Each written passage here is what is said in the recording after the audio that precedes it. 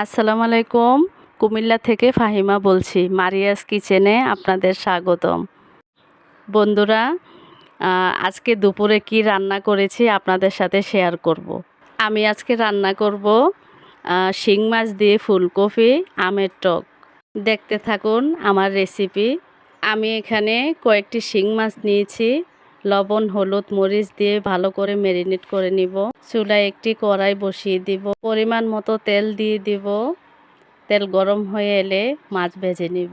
কাছে দূরে যে যেখান থেকে আমার ভিডিও দেখছেন সকলকে জানাই আন্তরিক ধন্যবাদ।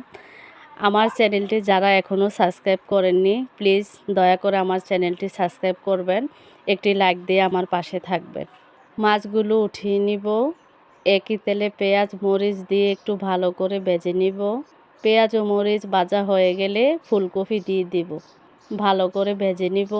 এখন দিয়ে দিব পরিমাণ মতো হলুদ, মরিচের গুঁড়া, লবণ দিয়ে কিছুক্ষণ ভালো করে কষিয়ে নিব। কষানো হয়ে এলে দিয়ে দেব পরিমাণ মতো পানি। সব কিছু একসাথে ভালো করে মিশিয়ে নিব।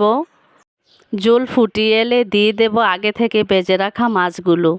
সব কিছু হয়ে এলে ধনেপাতা দিয়ে উঠিয়ে নিব।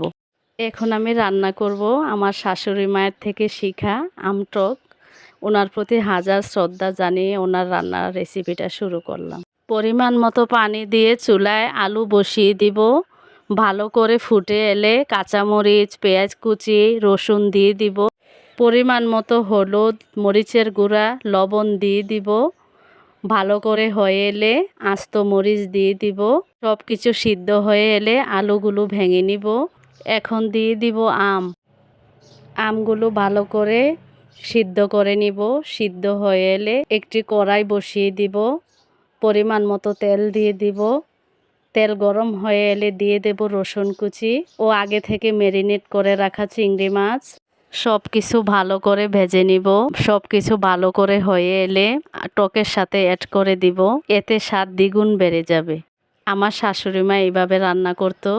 উনি নেই, আমার শাশুড়ি মা কবরবাসী। আপনারা সবাই ওনার জন্য দোয়া করবেন। আমি ওনার প্রতি হাজারো শ্রদ্ধা জানাই। হয়তো ওনার মতো ততটা পারি না, কিন্তু চেষ্টা করি। আমার রান্না কমপ্লিট। এখন আমি ধনেপাতা দিয়ে উঠিয়ে নিব। এখন আমি পরিবেশন করব। এটা অসম্ভব মজা ছিল।